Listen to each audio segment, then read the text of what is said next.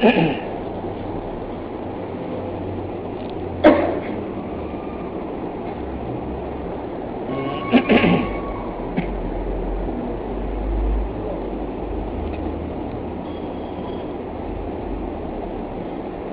لله نحمده ونستعينه ونستغفره ونؤمن به ونتوكل عليه ونعوذ بالله من شرور أنفسنا ومن سيئات أعمالنا من يهده الله فلا مضل له ومن يضلله فلا هادي له ونشهد أن لا إله إلا الله وحده لا شريك له ونشهد أن سيدنا ومولانا محمدا عبده ورسوله صلى الله تعالى عليه وعلى آله وأصحابه وبارك وسلم تسليما كثيرا كثيرا. أما بعد فقد قال النبي صلى الله تعالى عليه وسلم يقول الله تعالى أنا الملك مالك الملوك قلوب الملوك في يدي إن العباد إذا أطاعوني حولت قلوب ملوكهم عليهم بالرحمة والرأفة وإن العباد إذا عصوني حولت قلوب ملوكهم عليهم بالنقمة والسخط فساموهم سوء العذاب فلا تشغلوا أنفسكم بالدعاء على الملوك ولكن اشغلوا أنفسكم بالذكر والتضرع كي أكفيكم أو كما قال عليه الصلاة والسلام. سبحانك لا علم لنا إلا ما علمتنا إنك أنت العليم الحكيم. আল্লাহ পাক পরওয়ারদিগার আলমের অনন্ত অসীম ইহসান ও দয়া ফজল ও করম, তিনি আমাদেরকে আজ পর্যন্ত হায়াতে রেখেছেন, শারীরিক মানসিকভাবে সুস্থ রেখেছেন, মন মগজ দিল দিমাগ ভালো রেখেছেন। কিছু সময় আল্লাহ পাকের কাছে সবচেয়ে প্রিয় দিনের কথা বলার শোনার জন্য দুনিয়ার মধ্যে সবচেয়ে উত্তম জায়গা মসজিদ, ওই মসজিদে বসার তৌফিক দান করেছেন। আল্লাহ পাকের বহুত বড় ইহসান, বহুত বড় দয়া। মসজিদে যে আসে সে আল্লাহ পাকের মেহমান হয়ে যায়। আল্লাহ পাক তার মেহমানদারি করেন মাগফিরাত দ্বারা, এবং এখান থেকে যখন ফিরে যাবে তখন তাকে উপঢৌকন দিবেন অতহুল কারামা সম্মান বুজুর্গি, এটা উপঢৌকন দিয়ে দিবেন। জন্য মসজিদে আসা, মসজিদে সময় কাটানো, মসজিদে বসা বহুত বড় ভাগ্যের ব্যাপার। রাসূল করিম সাল্লাল্লাহু আলাইহি ওয়াসাল্লামের একটি হাদিস তেলাওয়াত করা হয়েছে। হাদিসটি হলো হাদিসে কুদসি। হাদিসে কুদসি মানে এই হাদিসের শব্দগুলোও আল্লাহ পাকের, আর অন্যান্য হাদিসের শব্দ হলো রাসূল সাল্লাল্লাহু আলাইহি ওয়াসাল্লামের। বিষয়বস্তু আল্লাহর পক্ষ থেকেই, কিন্তু হাদিসের শব্দগুলো রাসূল সাল্লাল্লাহু আলাইহি ওয়াসাল্লামের। রাবি কোন সাহাবী হয়ে থাকে, তিনি বর্ণনা করেন। আর হাদিসে কুদসির শব্দগুলোও আল্লাহ পাকেরই হয়ে থাকে। রাসূল সাল্লাল্লাহু আলাইহি ওয়াসাল্লাম বর্ণনাকারী হিসাবে বর্ণনা করেন। যে হাদিস তেলাওয়াত হইল এটা হাদিসে কুদসি।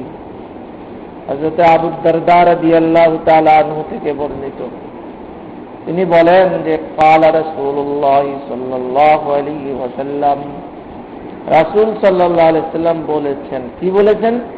ইয়াকুলুল্লাহু তাআলা, আল্লাহ তাআলা বলছেন। হাদিসে কুদসি কে বলছেন? আল্লাহ পাক বলছেন। কি বলছেন আল্লাহ পাক? আনাল মালিক, আমি সমস্ত কিছুর মুতাসাররিফ, সব কিছুর কর্তৃত্ব আমার কাছে, সব কিছুর কর্তৃত্ব আমার হাতে। আনাল মালিক, মালিকুল মুলুক, দুনিয়াতে যত বাদশা আছে, রাজাধিরাজ আছে, যত সম্রাট আছে, হুকুমতের মালিক আছে, ওই সকল বাদশাদের বাদশা হইলাম আমি। মালিকুল মুলুক, কুলুবুল মুলুক ফি ইয়াদি, সমস্ত বাদশাদের অন্তর দিল আমার হাতে, আমার হাতের মুঠোয়।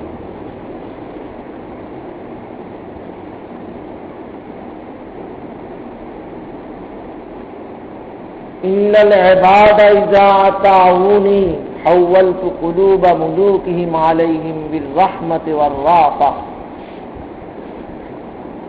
দুনিয়ার বাদশারা, ক্ষমতাসীনরা, শাসক গোষ্ঠীরা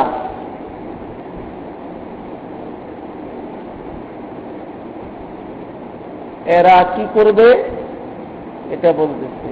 ইন্নাল ইবাদা ইযা আতাউনি, আমার বান্দারা, বান্দা দ্বারা মুরাদ শাসক গোষ্ঠী না, আমরা সাধারণ শাসিতরা, শাসক। বান্দারা যখন আমার ইবাদত করবে, আতাউনি, আমাকে মেনে চলবে, যথাযথ মেনে চলবে। হাওয়ালতু কুলুবা মুলুকিহিম আলাইহিম বির রাহমাতি ওয়ার রাফা। আমার ইবাদত করলে আমি কি করব? তাদের শাসক গোষ্ঠীর দিলকে আমি দয়া আর মায়া দিয়ে তাদের অনুকূলে ঘুরিয়ে দিব, তাদের পক্ষে ঘুরিয়ে দিব। ওয়া ইন্নাল ইবাদা ইযা আসাউনি, আর আমার বান্দারা যদি আমার নাফরমানি করে, মানে আমার হুকুম না মানে, আমার হুকুম মোতাবেক চলে না, হাওয়ালতু কুলুবা মুলুকিহিম আলাইহিম বিসসুখতাতি ওয়ান নিকমাতি। আযাব, গজব, কষ্ট, অশান্তি, এসবের সাথে তাদের বাদশাদের, শাসক গোষ্ঠীর অন্তরকে আমি তাদের বিরুদ্ধে ঘুরিয়ে দিব। ফাসামুহুম সুআল আযাব, এদেরকে বদতরিন আযাব, কঠিন কঠিন শাস্তি, কঠিন কঠিন সমস্যা এদেরকে ফেলবে না। এতে বোঝা গেল বাদশারা কিছু করে না, শাসক গোষ্ঠীরা করে না, অগরে দিয়া আল্লাহ করায়। আর আল্লাহ করায় কি? বন্দা ইবাদত বন্দি করলে শাসক গোষ্ঠীরে দিয়া ভালো কাম করায়, আর বন্দা যদি আল্লাহর নাফরমানি করে শাসক গোষ্ঠীরে দিয়া আল্লাহ পাক মন্দ কাজ করায় আর মানুষের কষ্ট দেয়। ফালা তাশগালু আনফুসাকুম বিদ্দুআই আলাল মুলুক। অতএব তোমরা শাসক বর্গের ব্যাপারে বদদোয়া কইরো না। লাভ কি? এই বদদোয়া করলে কি সমাধান হয়ে যাবে? না, সমাধান। তাদেরকে বদদোয়া করো না, তাদের বদদোয়ায় নিয়োজিত হয়েও না। এর অর্থ এটা নয় যে তারা খুব ভালো, আল্লাহ তাদেরকে বলে তারা খুব ভালো না। তারা তো ভালো না দেখেই তাগরে এইরকম মানুষের কষ্ট দেয় তাগরে দিয়া, তাই না? খারাপ কাজের লে আল্লাহ তাগরে নির্বাচন করছে, বিষয়টা কি ভালো মনে করেন নাকি?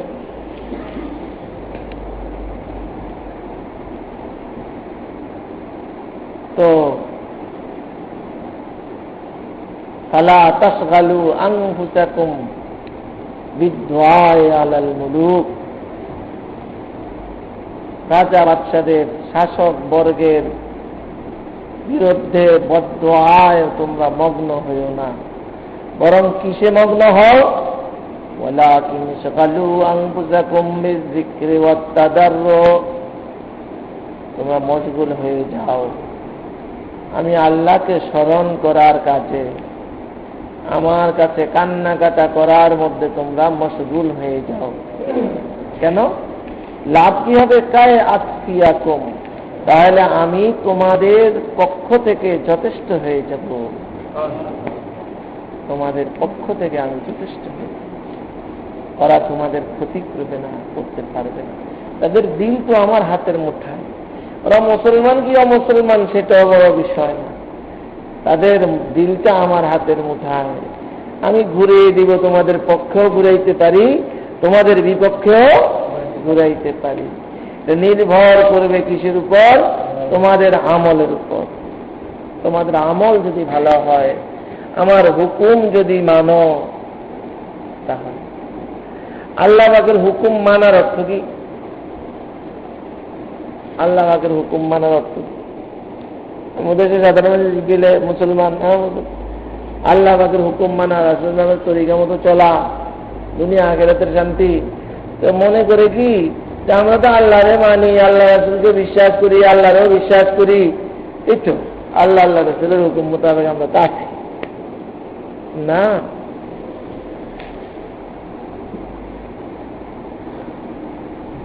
আল্লাহর হুকুম, রাসূল সাল্লাল্লাহু আলাইহি ওয়াসাল্লামের তরিকা, আল্লাহর যে কোনো হুকুম পালন করতে একটা পদ্ধতি লাগবে। তো গরু জবাই করে খাও, এটা আল্লাহর হুকুম। এখন গরু খাওয়া হালাল, জবাই করলে হালাল হইব, জবাইয়ের পদ্ধতি জানতে হইব না? বিসমিল্লাহ বলতে হবে না? বলতে হবে। জবাই কিভাবে করবে? গুলি দিয়া করলে হবে? হবে না। এই পদ্ধতি শিখাইতে কে? তাহলে এখন আল্লাহ পাক বলতে গরু খাইতো, মরা গরু খাওয়া দোষে হবে? রাসূল সাল্লাল্লাহু আলাইহি ওয়াসাল্লামের তরিকা মোতাবেক হইত যে কোনো আমল। এটা আমল হিসাবে আল্লাহ পাকের কাছে গণ্য হইতে হইলে এই দুই জিনিসটা লাগবে। আল্লাহর হুকুম থাকতে হইব, রাসূল সাল্লাল্লাহু আলাইহি ওয়াসাল্লামের পদ্ধতিটাও হইতে হবে। আল্লাহর হুকুমটা রাসূল সাল্লাল্লাহু আলাইহি ওয়াসাল্লামের বাতানো পদ্ধতি মতো হইলে এটা আমল হবে, গ্রহণযোগ্য হবে, নেক আমল হিসাবে গণ্য হবে। আর নয় নেক আমল হিসাবে গণ্য হবে না। এখন কথা হইল আল্লাহর হুকুম, আল্লাহর তো দেখি না, আল্লাহ কোনো আম করে কয় না যে এই কাম কর, আমরা যে কানে শুনি এরকম না। রাসূল সাল্লাল্লাহু আলাইহি ওয়াসাল্লামকেও দেখি না, রাসূল সাল্লাল্লাহু আলাইহি ওয়াসাল্লাম এই পদ্ধতি শিখাইছে তো আমরা দেখছি, তো শিখছি, বিষয় এরকম না। তাহলে আমি সরাসরি আল্লাহর হুকুমও পাইতেছি না, রাসূলের তরিকাও জানতে পারতেছি না। তাহলে কেমনে আমি বলি যে আমি আল্লাহর হুকুম রাসূলের তরিকা মতোই আছি, চলি? আম ভাবে একটা ভুল ধারণার মধ্যে মানুষ আছে, মনে করে আল্লাহরে বিশ্বাস করি, রাসূলকে বিশ্বাস করি, অথচ বেপরদা চলতেছে, তাই না? ব্যবসা বাণিজ্য আছে, একদিনও খতায়া দেখে না যে এটার মধ্যে হারাম আছে কিনা, সুদ আছে কিনা। ব্যবসার লাইনে অনেক সুদ ঢুকতেছে না, অনেক কিছু, একদিনও খতায়া দেখে না, একদিনও চিন্তা করে দেখে না, একদিনও ফিকির করে দেখে না এগুলো আছে কিনা।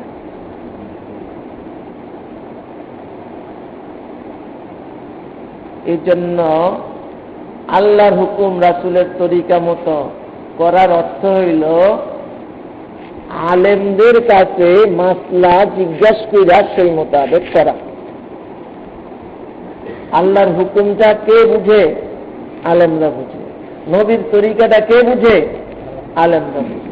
এই জন্য আল্লাহর হুকুম রাসূলুল্লাহর তরিকা সাল্লাল্লাহু আলাইহি ওয়াসাল্লাম মতো করার অর্থটা এখন আমাদের জন্য কি দাঁড়াবে?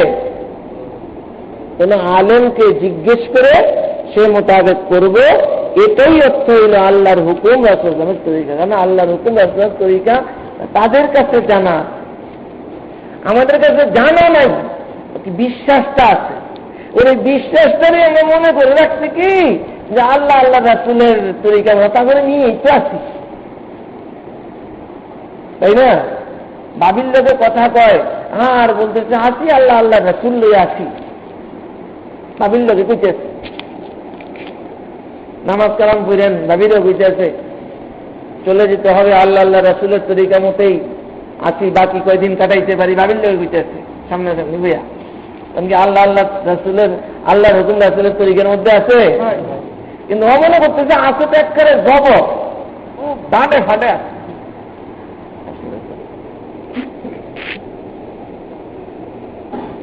আল্লাহর হুকুম রাসূলের তরিকা মতো কাজ করব অর্থ আলেমদেরকে জিজ্ঞেস করে কাজ করব। উদাহরণ কেমন করে বিয়া একটা প্রয়োজনীয় জিনিস না? একটা বিবাহের মধ্যে কত রকমের গুনার কাম, বেদাত হয় কি পরিমাণ, কি পরিমাণ হিন্দু সভ্যতা হিন্দু সংস্কৃতি আছে না মুসলমানদের বিবাহের মধ্যে আছে। এখন এই সমস্ত বেদাতি কাম, শিরিকি কাম, অন্য তাহজিব তামাদ্দুন কালচারের কাজগুলো করতেছি। আমরা জানি নবীর তরিকা, নবীর সুন্নাত বিয়া করেন বড় কাম, ভালো কাম, আল্লাহর হুকুম আছে বিয়া করার। এখন এই সব বিয়ার মধ্যে কুলা সাজাইয়া ওই যে কনেরে কেমনে কে গোসল দিব, ছেলেরে কে গোসল দিব, এই তেলাই অনুষ্ঠান, ছেলের হাতের মধ্যে মেহেন্দি, আল্লাহর হুকুম নবীর তরিকা মতো কাম হইতে আছে। আল্লাহর হুকুম আর নবী দাঁড়িয়ে তো বিয়া বড় পুণ্যের কাম, ভালো কাম। আল্লাহ বলছে, আল্লাহ নবীর বলছে যে বিবাহ করবে না সে নবীর উম্মত আছে না, এসব কিছু দিয়া কি খোশ গপ্তের মধ্যে আছে। আল্লাহ আল্লাহ রাসূলের হুকুম পালন করতেছি, শরীয়তের আল্লাহর ফরজ এই করতেছি, যেই করতে আল্লাহর হুকুম। আসলে কতটি নাফরমানির মধ্যে দিকদারি, কিসের মধ্যে আছে? অনেকগুলো নাফরমানির ভিতরে আছে। আর নাম দিচ্ছে কি আল্লাহ আল্লাহ রাসূলের হুকুমের মধ্যে। এটা না, এটা ঠিক আমি আল্লাহকে বিশ্বাসী, আল্লাহ রাসূলকে বিশ্বাসী, এটারই মনে করছি যে আল্লাহ আল্লাহ আল্লাহর হুকুম নবীর তরিকার ভিতরে আছে। আল্লাহর হুকুম নবীর তরিকার মধ্যে থাকতে হইলে আমার কি করতে হইব? রূপ কি হবে জিজ্ঞেস করেন। এখানে বড় আলেম কে আছে, বড় মুফতি কে আছে আপনাদের আশেপাশে?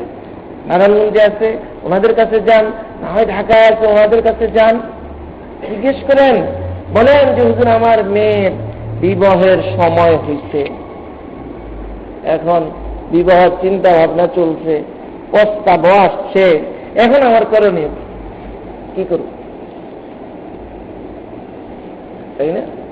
ওই মেয়েটাকে গরুর বলদের, গরুর কি বলে এটাকে, মানে বাজারের একটা গাইয়ের মতো মনে কইরা ওই অনেকগুলো মানুষ দাওয়াত দেয়, যেই ছেলে বিয়ে করবো ওই ছেলে আইলো আইলো না আইলো না আইলো, ওই ছেলের বাবা, ছেলের দুলাভাই, ভগ্নিপতি, আপন ভাই, খালতো ভাই, ছেলের বন্ধু, ওরা সবাই দীক্ষা,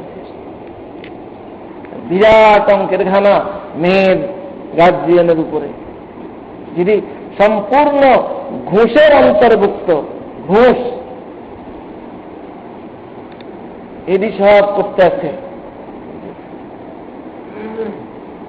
শরীয়তের দৃষ্টিতে বিবাহের আগে শুধু বিবাহের সব জিনিস ঠিক হইলে যে দেখার উপরে নির্ভর। এখন দেখাটা রাখি দিচ্ছে এই মুহূর্তে কে দেখতে পারে? শুধু ছেলে দেখতে পারে, ছেলের বাবাও দেখতে পারে না, বিবাহের পরে দেখতে পারে। আর ছেলের ভাই, ছেলের ভগ্নিপতি, বন্ধু, এরা তো বিবাহের পরেও দেখতে পারবে না, তাই না? এখন এরকম অনুষ্ঠান দিয়ে শুরু হয় বিবাহের কারবার। আর আল্লাহর হুকুম নবীর তরিকা, হুজুর বহুত নেক কামে হাত দিছি, হচ্ছে বহুত বড় কাজে হাত দিছি, বহুত নেক কামে হাত দিছি, পাপের ডিব্বার মধ্যে হাত দিয়েছে, পাপের ডিব্বা আছে না, পাপের ডিবুতে হাত দিচ্ছে, কত কবিরা গুণা হইতেছে। এরপরে কনের গোসল দেওয়ানের লাই ছেলে ভক্ত আহে, ছেলের গোসল দেওয়ানের লাই এখান থেকে মেয়েরা যায়, মেয়েদের এগুলো হয়। আরো অনেক জায়গায় এত মারাত্মক হয় না, তবে ছোটখাটো অনেক গুনাই হয়। এর নাম কি? আল্লাহর হুকুম নবীর তরিকা। হুজুর দোয়া করেন শুভ কামে হাত দিচ্ছি, আল্লাহর হুকুম নবীর তরিকা হইল না। বরং কি করতে হবে, সূচনা থেকেই কোন একজন আলেমের কাছে যেতে হবে। বিবাহ তো দিতে হবে, হুজুর কিভাবে দিব? তখন দেখবেন হুজুর আপনাকে বলে দিবে যে হ্যাঁ ভালো। এখন কতজনে প্রস্তাব দেয়, সবার মধ্যে লক্ষ্য রাখবেন দিনদারি কার মধ্যে বেশি আছে সেটা লক্ষ্য রাখবেন। আর মেয়ে যদি তারা দেখতে চায়, তাদের মহিলারা এসে হয়তো দেখবে, ছেলেরা দেখতে যে শুধুমাত্র ছেলে দেখবে আর কেউ না। তাও বড় ধরনের কোনো আনুষ্ঠানিকতা না, খানা পিনা এসে তো অনেক রকমের ক্ষতি। মেয়ের বাবার উপরে একটা বোঝা, শরীয়তের দৃষ্টিতে এটা সুদের অন্তর্ভুক্ত, সুদ তো না ঘুষ, ঘুষের অন্তর্ভুক্ত। যে মেয়ে পাওয়ার জন্য, মেয়েকে বিবাহ দেওয়ার জন্য মেয়ের বাবা যেন ঘুষ দিতে আছে ওপরে। এসব আনুষ্ঠানিকতা না হইলে তো বিবাহ যদি হয় না, এটা একরকম। এবং শরীয়তের দৃষ্টিতে এটার নামে ঘুষ, এটাও ঘুষের একটা প্রকার। তো আর দ্বিতীয় সবচেয়ে বড় কথা কি, আনুষ্ঠানিকতার মধ্যে দেখা দিয়ে গেল পরে মেয়েটাকে পছন্দ হইল না, বিবাহ হইল না, জানাজানি হইল, মেয়ে পক্ষের জন্য এটা কি ক্ষতির কারণ না? বহুত বড় ক্ষতির কারণ। এই জন্য হুজুর বলবে, ছেলে যদি দেখতে চায় তো খুবই গোপনে গোপনে, যত না জানায়, কোনো আনুষ্ঠানিকতা নেই, গোপনে গোপনে দেখেছে, তাই না? এরপরে তলাই নাই, গায়ে হলুদ নাই, কিচ্ছু নাই। বিবাহ হবে ওই মসজিদের মধ্যে, বিবাহ সুন্নত, মেয়ের অনুমতি নিয়ে, মেয়ের বাবা বা ভাই যে কোনো একজন তার অনুপক্ষ থেকে অনুমতি নিয়ে আসবে, প্রস্তাব করবে, ছেলে কবুল করবে, বাস বিবাহ হয়ে যাবে। সবাই দোয়া দিবে, বারাকাল্লাহু লাকা ওয়া বারাকা আলাইকা ওয়া জামা বাইনাকুমা, বাস বিয়া হয়ে গেছে। এই দিব দিক নির্দেশ। মেয়েকে উঠে নিয়ে যাবে, ছেলের বাড়িতে নেওয়ার পর ছেলে ওলিমা করবে, দাওয়াত দিবে, তার সংগতি অনুযায়ী মেহমানদারি করবে। মেয়ের বাড়িতে কোনো মেহমানদারি নেই, এটা একটা লাইন, তাই না? এরকম একটা দিক নির্দেশনা দিব। যদি এটা হয় তাহলে হলো হ্যাঁ আল্লাহর হুকুম, রাসূলের তরিকা, আল্লাহর হুকুম রাসূল ইসলামের তরিকা মতে বিবাহটা হয়েছে। এখানে আল্লাহর হুকুম রাসূলের তরিকা পালিত হয়েছে বলা যাবে। আর নচেত বলা যাবে শয়তানি অনেক কর্মকাণ্ড এখানে কি হয়েছে, প্রতিষ্ঠিত হয়েছে, বলা যাবে। আল্লাহু আকবার। এমনি ভাবে মনে করেন যে কেউ মারা গেল, মানুষের দুনিয়াটা তো মিশ্র, শুধু আনন্দ দিয়েই দেয় না, শুধু একেবারে কষ্টের ভিতরেই রাখে না, বরং মিশ্র, তাই না? দুনিয়া মিশ্র।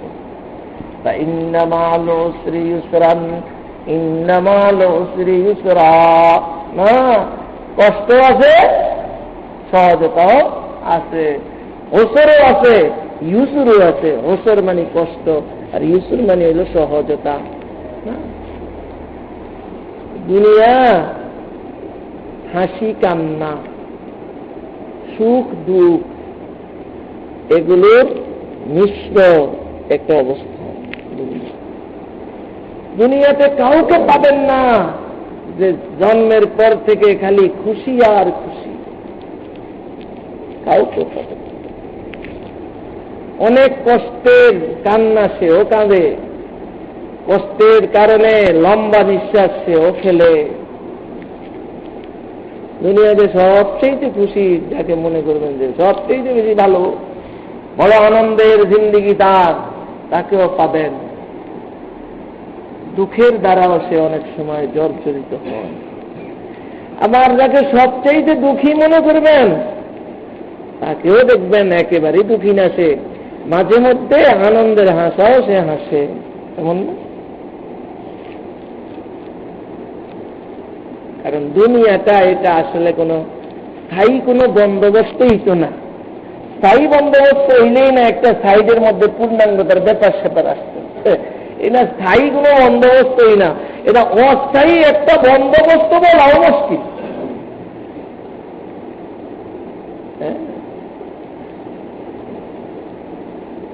जिंदगी मौत के आने की खबर देती है, ये इकामत तुझे पैगाम सफर देती है। जिंदगी मौत के आने की खबर देती है। একটা শিশু জন্ম নিতে আমার মতো আপনার মতো বেকুব যে সে তো অবস্থা খুশির বিষয়, ঠিক আছে, তার ভবিষ্যৎ চিন্তাতে এতটুকু যায়, তার ছেলে টেলে হয়েছে, কত সুখের ব্যাপার আছে, কিন্তু যে একটু দূরদর্শিতা আছে সে সাথে সাথে এই ফাইসলাও গেছে সৃষ্টি হইতে। সৃষ্টি না হইলে একটা কথা বলা যেত না যে মইরা যাইব, এটা বলা যেত না। সৃষ্টি যখন হইছে, জন্ম যখন হইছে, এখন একটা কথা নিশ্চয়তার সাথে বলা যায়, নিশ্চিত ভাবে বলা যায় কি মরে যাবে। কি মরে যাবে নাকি মরবে না? দিদা 100 বছর হায়াত পাক, মানে 150 বছর এই পাক, 50 বছর পাক, 10 দিন পাক, 1 দিন পাক, নিশ্চিত যেটা কি মরে যাবে। जिंदगी मौत के आने की खबर देती है, ये इकामत तुझे पैगाम सफर देती है। আমরা আছি দুনিয়াতে, জীবিত আছি না? আমাদের এই অবস্থানটা আমাদেরকে সংবাদ শোনায় কিসের? ये इकामत तुझे पैगाम सफर देती है। সফরের पैगाम শোনায়, সফরের সংবাদ শোনায়। बिलाल الشيب في فوديك نادى بأعلى الصوت هيا على الذهاب بأعلى الصوت هيا على الذهاب। প্রতি মুহূর্ত আমার হায়াতের বেলাল, তাই না, আজান দিতে আছে, কি বলে? হাইয়া আলাল জিহাদ, হাইয়া আলাল জিহাদ। যাওয়ার জন্য তৈয়ার হও, যাওয়ার জন্য তৈয়ার হও, ঘাটতি বুসকা বান্ধ তৈয়ার। ये कामत तुझे पैगाम सफर देती है। कदम सोए मरकद नजर सोए दुनिया, किधर जा रहा है किधर देख रहा है, किधर जा रहा है किधर देख रहा है। তুমি কোন পথের পথিক আর তুমি কোন দিকে তাকিয়ে আছো? তুমি চলতেছো কোন রাস্তায় আর দেখতেছো কোন দিকে?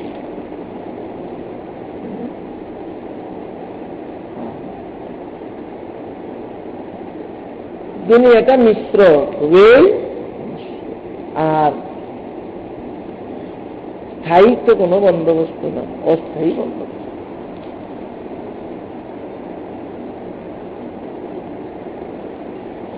আল্লাহু আকবার।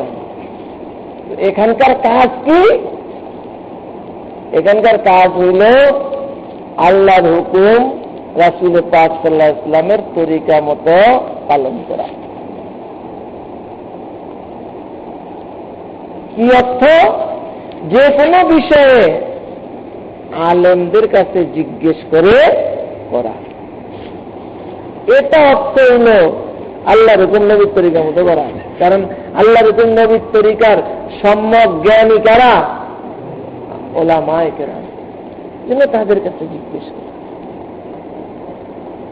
তাই না? তো বিবাহটা তো শুনাইলাম, আমরা করি কি? আর কই যে এটা আল্লাহর হুকুম পালন করতে আসি, নবীর তরিকা আর কাম করতে আসি। আসলে শয়তানের ডিভির মধ্যে বিজ্ঞান, এটা যতক্ষণ না উলামায়ে কেরামের বাতলানো পন্থায় না হবে অতক্ষণ পর্যন্ত এটা আল্লাহর সন্তুষ্টির কারণ হবে না। আল্লাহর হুকুমও না এটা, রাসূলের তরিকাও না।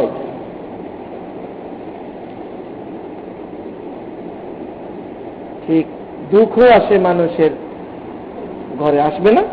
কিন্তু সুখ আর দুঃখ এই দুটোটা মিলিয়ে দুনিয়া।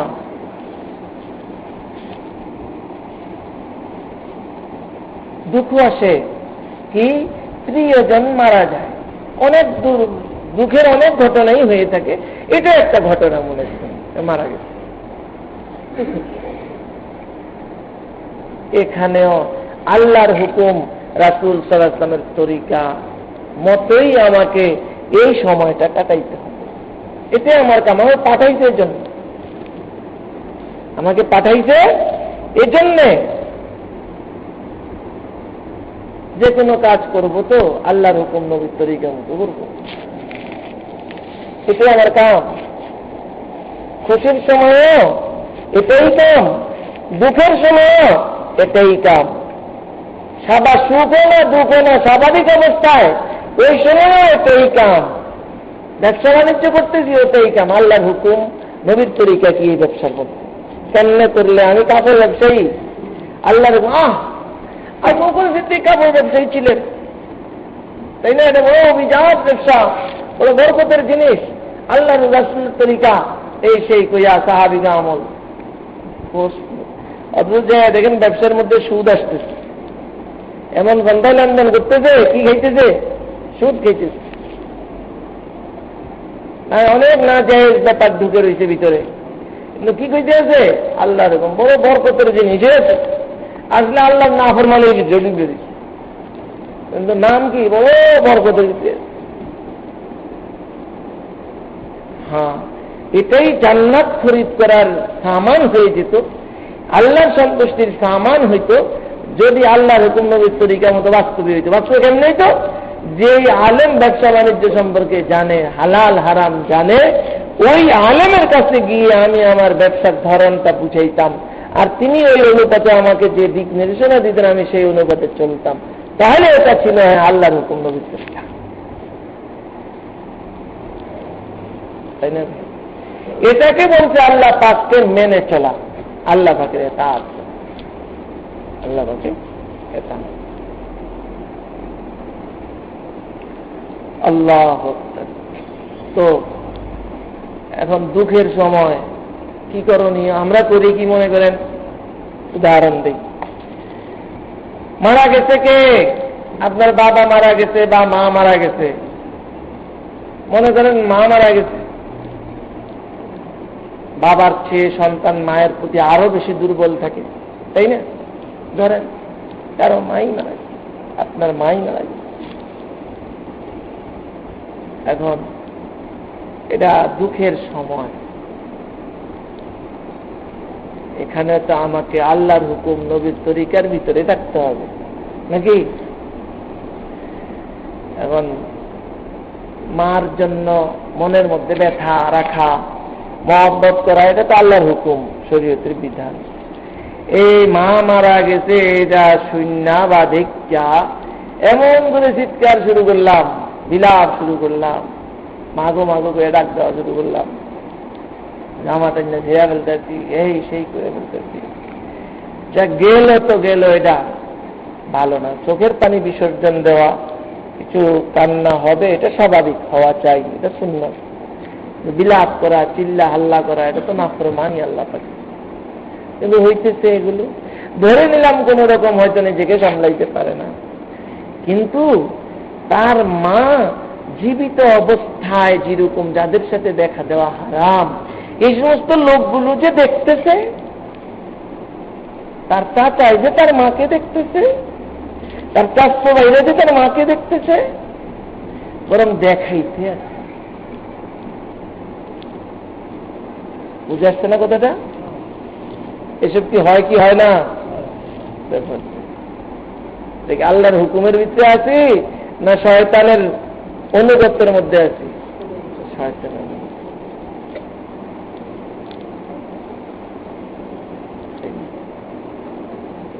এরপরে আল্লাহর হুকুম রাসূলের তরিকা হইল খুব তাড়াতাড়ি কাফন কাফন সারো, বেশি লম্বা না করো, তাই না?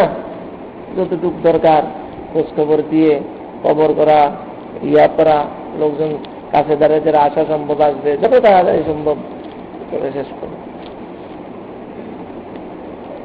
না।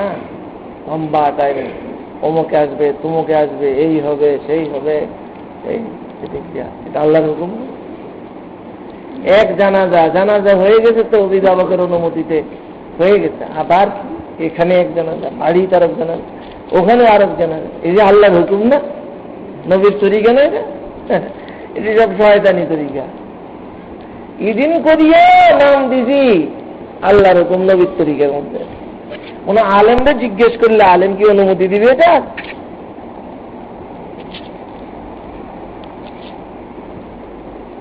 আরো কত কি।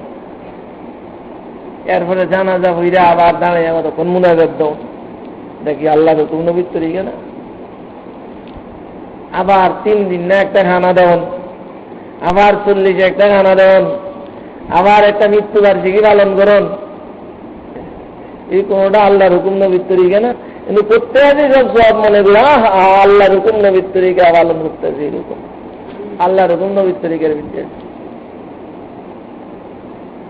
এটা তো ঠিক যে আমরা আল্লাহরও বিশ্বাস করি, নবীরও বিশ্বাস করি। বিশ্বাস করার অর্থ কি এটা যে আল্লাহর হুকুমটি পালন করতেছি? না, এটা তো ভিন্ন জিনিস। নবীর প্রতি বিশ্বাস থাকি মানে তার তরিকা মতো চলতেছি। নবীর প্রতি বিশ্বাস কার না আছে? তিনি সর্বশ্রেষ্ঠ নবী, সুপারিশ করবেন পরকালে, তাই না? তার তরিকার মধ্যে না যা তিনি সব জানি, করি কয়জনে। আর পদ্ধতি যত জানাও নাই, জানা আছে কাদের কাছে? উলামায়ে কেরাম। এই জন্য আল্লাহর হুকুম নবীর তরিকা মতো করার অর্থ হইল উলামায়ে কেরামের কাছে গিয়ে জিজ্ঞাসা করো, তারা জানলে দেয় বলে ওইভাবে করার নাম আল্লাহর হুকুম নবীর তরিকা মতো করা।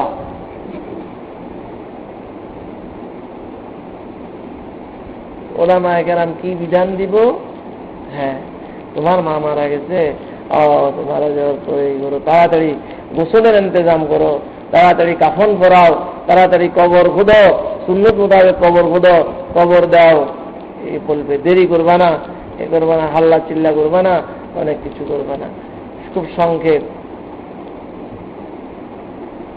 3 দিন না খানা নাই, 40 খানা নাই, কোনো কিছু নেই। তোমার মনে চাইতো যত গোপনে বাড়ো তত সব বেশি। কাউকে খাবা, 2-4 জন মাঝে মাঝে গরিব না, প্রতিদিনে 1-2 জন করে খাওয়াইতে দেখো না। বছরে 2 জন করে খাবাইলে 600 মানুষ খাবাইলে তুমি 600 না 700 না, বলে ফোনে 800 মানুষ কি বছরে খাওয়ানো হয়ে যায়, তাই না? যদি দৈনিক কয়েকজন করে খাওয়ায় গায়ে লাগলো না, এত ঝামেলাও হইল না। কিন্তু না, ওটা তো করবে না, বছরে একদিন বিরাট আকারে, তাই না? গরু এনে জবাই করবো, আর কতটি মানুষের গরু বানাইবো, এটাকে কন্ট্রোল করার জন্য গরুর বাজারের মতো বাঁশ দিয়া কি দিব, বেড়া গোড়া দিব। এই লাইনে ডুববো, এই লাইনে যেন ভিড় ভাড় না করে, একসাথে যেন 2 জন না ডুবতে পারে, তাই না? বিরাট হুজ্জুম হয়ে যায়, হুজ্জুম দেখানোর জন্য গরুর বাজারে যেরকম বাঁশ দিয়ে একটা বিরাট বিশাল কিছু করতে। এটা আছে না নবীর কোন তরিকায়? আল্লাহর কোন হুকুমে আছে না? এটা হুকুমে আছে তো। ওটা পারো, একদিন পারো তো 2-4-5 জন খাবাই দাও, আরেকদিন পারো খাওয়া না, প্রতিদিন একদিন করে খাবাও, 2 জন করে খাবাও। কোন একটা তাল বললেন কে তোমার বাবা বা মায়ের নিয়তে তার পড়ালেখার খরচ দাও, তার খানার ইন্তজাম করে দাও, কোন একটা এতিমকে খানার ইন্তজাম করে দাও। 2 বছর খাবাই দাও, 800 মানুষ খাবাই না। একটা তাল বললেন রে যদি 10 বছর খাবায়, 10 365 কত হইব? 10 3 এতটি মানুষ, কত বিরাট আয়োজনের কাম হয়েছে, বুঝেন নাই? হাজার হাজার মানুষের খাওয়ানোর ব্যাপার সেবার হয়েছে। এটা কয়জন এই ব্যাপারে? আর ওইভাবে করলেও তো কোনো ফায়দা নাই, লাভ তো নেই। তাহলে বললেন শুরু থেকে শেষ পর্যন্ত বসতে নয়, হাফেজ 3 বছর 3-4 বছর লাগছে, হাফেজ হচ্ছে 3-4 বছর খাওয়াইতো, তাহলে 3-4 16 কমপক্ষে 14-1500 মানুষ খাওয়ানো। আর নীরব ভাবে আল্লাহ জানলো আর তোমরা জানলা, আর তোমার বাবায় যা পাওয়ার পাইল, মা যা পাওয়ার, ওগুলো তো ওলামাদের কাছে গেলে তারা ওগুলো বলবে, এরকম বলবে। তাহলে বললাম এলাকার মানুষ খাবাও, সে কোনো একজন মুসাফির মানুষ, কত করে রিক্সার ড্রাইভার, রিক্সা চালায়, ভ্যান গাড়ি চালায়, অসহায় মানুষ। কিন্তু মানুষের কি অভাব আছে? খানা পাকাইছ, একজন এটাই কে একটু খানা খাও, একটা প্যাকেট করে দিয়ে দিলেন, বাড়িতে নিয়ে খাইও। আপনি জানেন কি জন্য দিচ্ছেন, এটার সবটা আপনার আম্মার রোহে পাকে পৌঁছানোর জন্য দিচ্ছেন, তাই তো? সব হবে না? আর এটাই তো প্রকৃত সবটা হবে। দৈনিক এরকম করেন না একটা, বছরে 360 জন, হ্যাঁ 60 হয়ে গেল, ওটা না করে আপনি 300-400 মানুষ একদিনে খাওয়াইবেন, গরু বিরাট একটা জবাই করবেন, এরপরে এই হই হুল্লু এই সেই এরপরে ওই কথা আমাকে খায় না, আমাকে খায় না, এই দুনিয়া আর কি।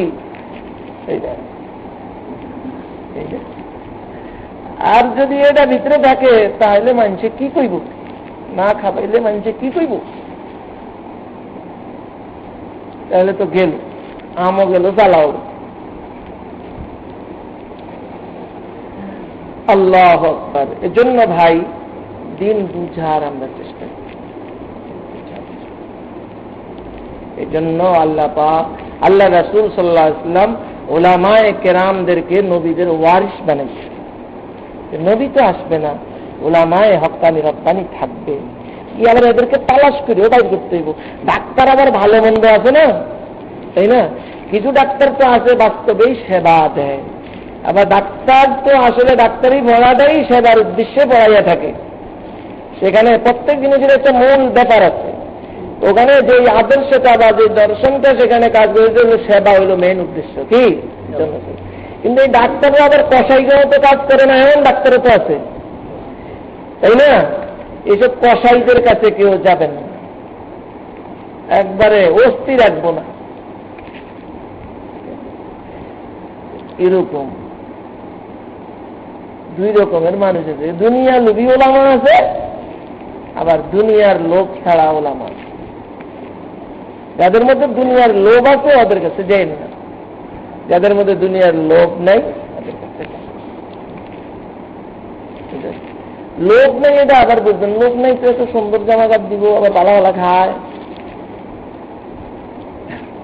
একটা হইল লোভের অর্থ হইল যে দুনিয়া খুব বেশি পাইতে চায়, কেমনে খালি ইনকাম করব, ভাড়াইব, পয়সা বড় হইব, এই এটা অনেক মানুষ আছে এইসব কাজের জন্য করুক তারা।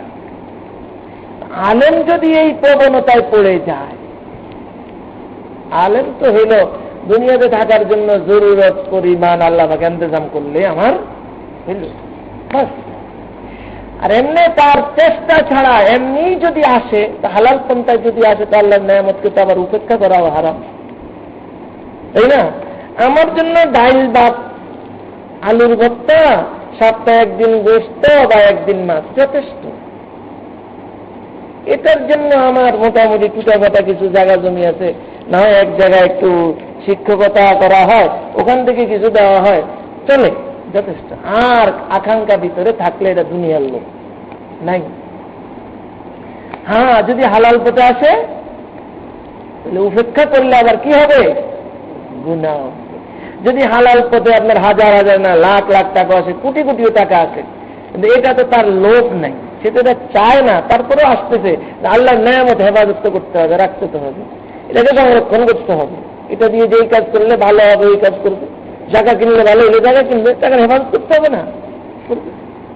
আমি খাবো না, কারে এটা রুচিলে আল্লাহ কারে ভালো কি করে আল্লাহ ভালো জানে, কিন্তু এগুলোর প্রতি কি নাই ভিতরে চাহাত নাই, বরং আইলে একটু ফেরেশানির মতোই লাগে, এই তো ভেজাল ভুজাল বাইরে সেই।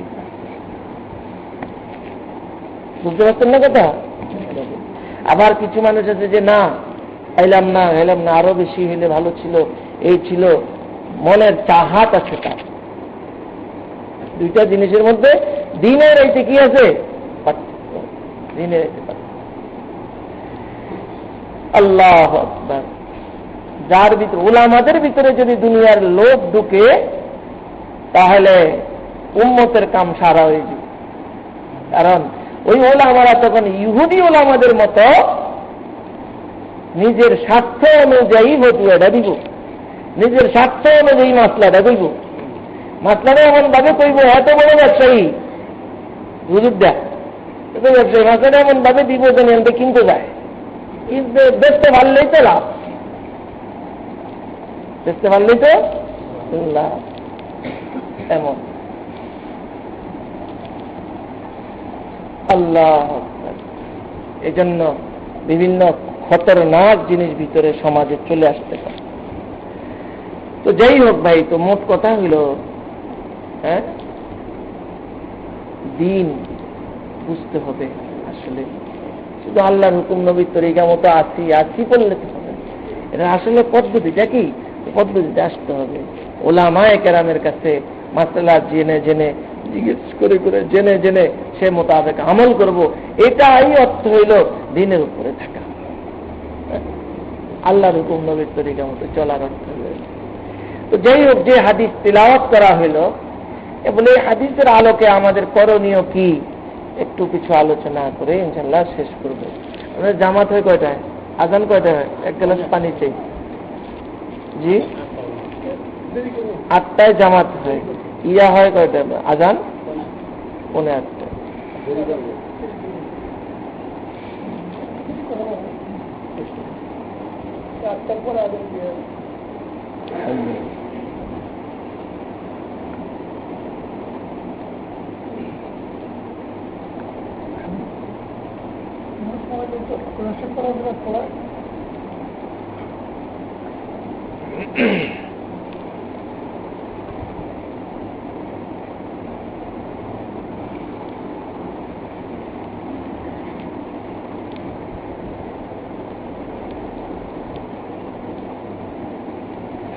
আলহামদুলিল্লাহ। এই হুজুর এক কথা কইছে, কোরআন শরীফ পড়ায়, মিলাদ পড়ায়, দুনিয়া লোভী মোল্লার কাছে যদি যান তাহলে হ্যাঁ কইব তা মিলাদ পড়াই দাও, কারণ মিলাদ পড়াইলে তো হ্যাঁ পয়সাটা পাইব, বুঝেন নাই? কিন্তু মিলাদ যদি এরমে ভালো জিনিস, হুজুরের ঘরে কয়দিন মিলাদ পড়াইছে এটা খবর নেবেন। হুজুর আমনে কয়দিন মিলাদ পড়াইছেন মানুষ দেখিয়া, এত ভালো জিনিস হলে আমনে পারেন না কা?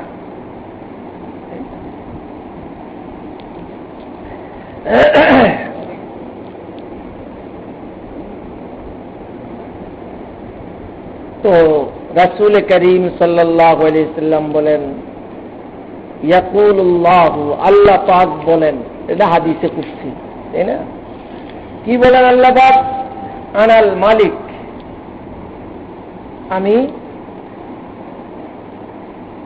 সব কিছুর কর্তৃত্বের অধিকারী। আমি মালিক মানে মুতাসাররিফ, যেমনি ইচ্ছা তেমনি আমি সেটাকে ব্যবহার করতে পারি, সব আমার ক্ষমতার ভিতরে। আনাল মালিক, মালিকুল মুলুক, সমস্ত ক্ষমতার মালিকদের আমি মালিক, সমস্ত বাদশাদের আমি বাদশা, সমস্ত শাসকদের আমি মালিক। কুলুবুল মুলুক ফি ইয়াদি, সমস্ত বাদশাদের, শাসক গোষ্ঠীর অন্তর আমার হাতের মুঠায়, আমার হাতের ভিতরে। খোদার খোদাই না এটা? দুনিয়াতে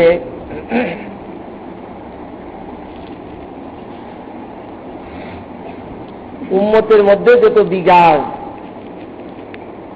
যত সমস্যা সৃষ্টি হয়েছে, আল্লাহ তাআলার সম্যক পরিচয়, আল্লাহ তাআলা সম্পর্কে সম্যক ধারণা না থাকার থেকে সৃষ্টি হয়।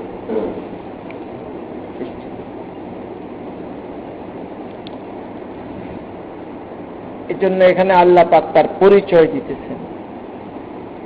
তার পরিচয়ের অনেক কিছুই আছে, এটা একটা সাইড তার পরিচয়। কেমন ক্ষমতার মালিক?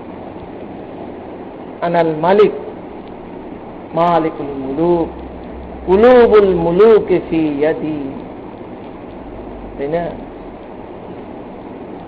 আমরা যে বছর দারুল দেওবন্দে লেখাপড়া করি, ওই বছর ইন্দিরা গান্ধী তার দেহরক্ষীর হাতে কি হয়েছে? মারা গেছে। মাস থেকে দেহরক্ষী, যারে অনেক বড় বেতন দেয়, অনেক কাজ কাজ করে রাখে, সবচেয়ে আস্থা ভাজন মনে করে তারই তো দেহরক্ষী বানায়, নাকি? না যারে তারে বানায়? সবচেয়ে আস্থা ভাজন এমন। আল্লাহ বলে, তুই না আস্থা ভাজন মনে করতে আস, তার দিল তো আমার হাতের মুঠায়, তাই না? ঘুরে দিচ্ছে, তার হাতেই তার পতন হইতেছে না? এরকম দোস্তের হাতে দোস্ত খুন হয়ে গেল, এই হইতেছে সেই হইতেছে। বিষয়টা কোথায়? ওই যে দিল আল্লাহর হাতে, দিল আল্লাহ পাবে। দুশ্মনেও মারতে পারে না, যারা দুশ্মন ভাবছে, দেখা গেছে দুনিয়াতে সে দোস্তের চেয়ে আরো বেশি কাজ করছে, হয় না?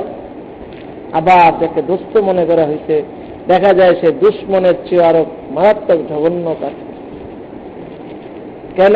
বিষয়টা ওটাই, কুলুবুল মুলুক বিয়াদি, আমার হাতের কবজার মধ্যে সকলের অন্তর, সকলের অন্তর। সব সময়ের জন্য মনে রাখবেন এটা। আজ খুদা দা খেলাফে দুশ্মন দোস্ত। একটা লোক আপনার দুশ্মন হয়ে গেল, কেন দুশ্মন হইল লোকটা? একটা লোক আপনার দোস্ত হইল, কেন হয়ে গেল? কেন কেন নাই? কেন? আল্লাহর কাছে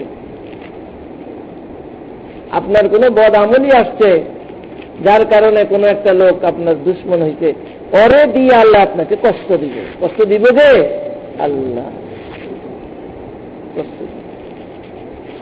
কোন কাজ ভালো হয়েছে, আল্লাহর কাছে পছন্দ হয়েছে, একজনকে মনে করছেন যে আমার পক্ষের লোক না, পরে দেখা গেল আপনার পক্ষ ইয়া খুব উপকার পৌঁছে। সে করে নাই, করাইছে কে? কারে লায়লা নিশ্চয়ই কারে মানাস, কারে লায়লা নিশ্চয়ই কারে মানাস, হুসনে লায়লা সে আনোয়ারে মানাস, হুসনে লায়লা সে আনোয়ারে মানাস। আল্লাহ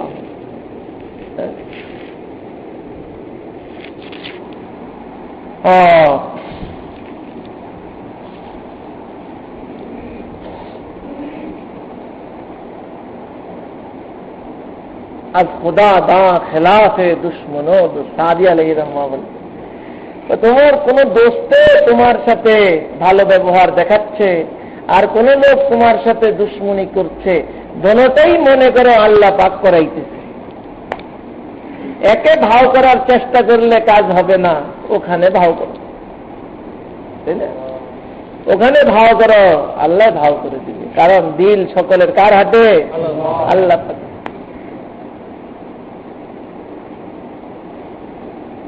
এজন্য কোন পেরেশানি আসলে পেরেশানির ওজিফা কি দূর করার সামান কি জানেন? ইস্তেগফার পড়া। কি পড়া? ইস্তেগফার বেশি বেশি পড়া। এই পেরেশানিটা আমার কোন উপকরণের দ্বারাই তো পেরেশানিটা আসছে। পেরেশানিটা কেন আসলো? কোন জায়গায় আমার আল্লাহর সাথে যে সম্পর্ক, ওই সম্পর্কের মধ্যে কমতি হয়ে গেছে। এই সম্পর্কের মধ্যে কি হয়েছে ভাই? কমতি হয়ে গেছে, ঘাটতি হয়ে গেছে। এই জন্য যেটা হবার সেটাই হইতেছে। এই জন্য সাথে সাথে যখন ইস্তেগফার করা হয়, ইস্তেগফার মানে আল্লাহ দিকে রুজু, আল্লাহ আমাকে ক্ষমা করে দেন, মওলা ভুল করে দেন, আমি জানিও না তো কত ভুল হয়েছে আমার, জানি, জন্য ক্ষমা চাবেন আল্লাহ আমাকে। গমচুবিনি জুদে ইস্তেগফার কুন, গমচুবিনি জুদে ইস্তেগফার কুন, গমজে আমরে খালেকা মুদে কার কুন। তুমি চিন্তা ফেলে জানি দেখো, সাথে সাথে ইস্তেগফারে লেগে যাও। কারণ তোমার চিন্তা, কষ্ট, পেরেশানি আসছে তো কার পক্ষ থেকে? আল্লাহ পাকের পক্ষ থেকে আসছে। এই জন্য সেদিকে যাও। বাহারে মন খাজা সুরত, গুলে মন শিকলে খারামুদ, চুয়াজিয়ারে মানামুদ, হামিদানম বাহারামুদ।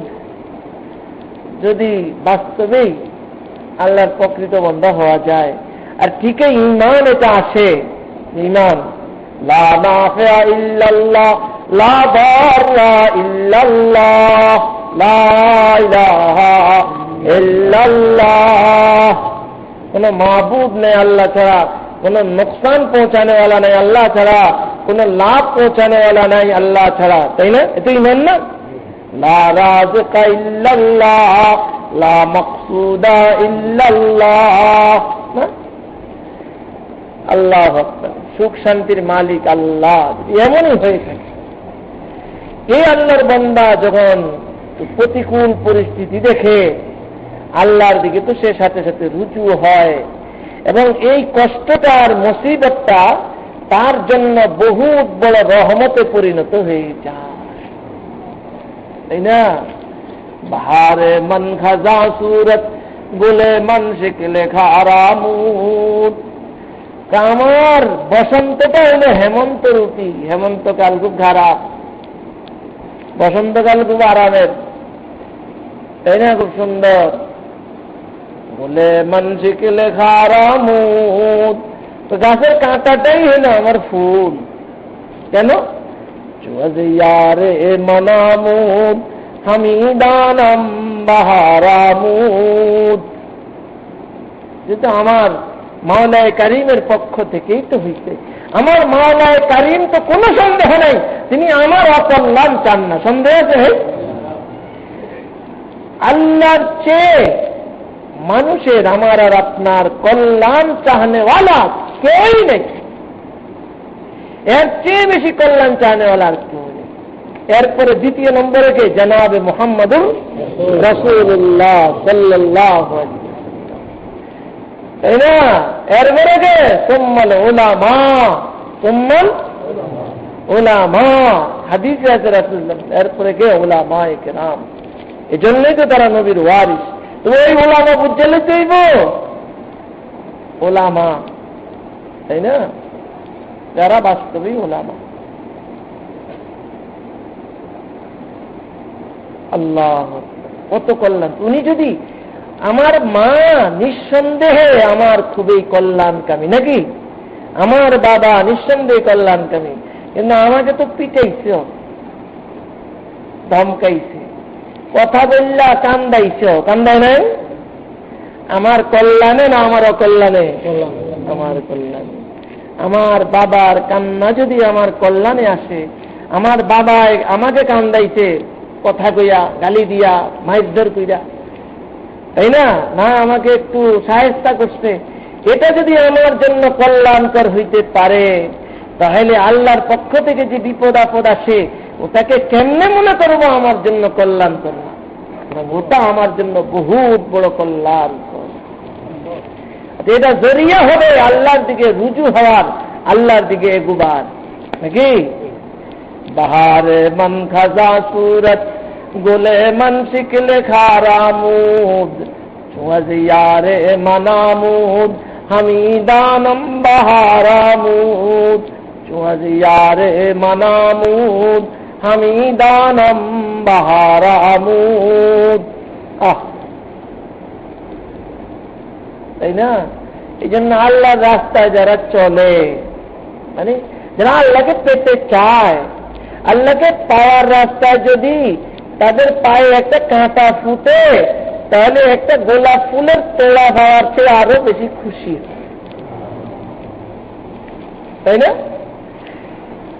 যেহেতু আল্লাহ পাকের পক্ষ থেকেই তো হইছে, আমার কোন সংশোধনের জন্য হইছে, নাহলে আমাকে নিখাত বানাইবে, খাঁটি স্বর্ণে পরিণত করার জন্যই হইছে।